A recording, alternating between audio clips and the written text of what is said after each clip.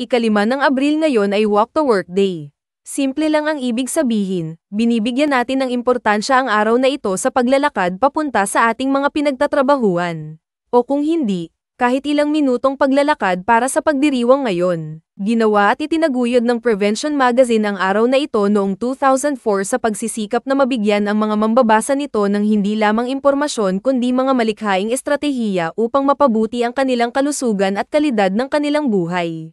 Sa sandaling nagsimula ito, ang araw ay mabilis na kinuha ng Kagawaran ng Kalusugan at Serbisyong Pantao ng US, na pinag-isipan ang ideya sa nakalipas na mga taon. Nagkaroon ng malakas na pagtulak sa isa't isa para sa holiday na ito sa mga susunod na taon at patuloy itong ipinagdiriwang at sinusuportahan, opisyal at hindi opisyal, ng iba't ibang tao at sa mga lokasyon sa buong mundo. Ano man ang mangyari, ang paglalakad ay isang napakalusog at makalupang paraan upang simulan ang araw.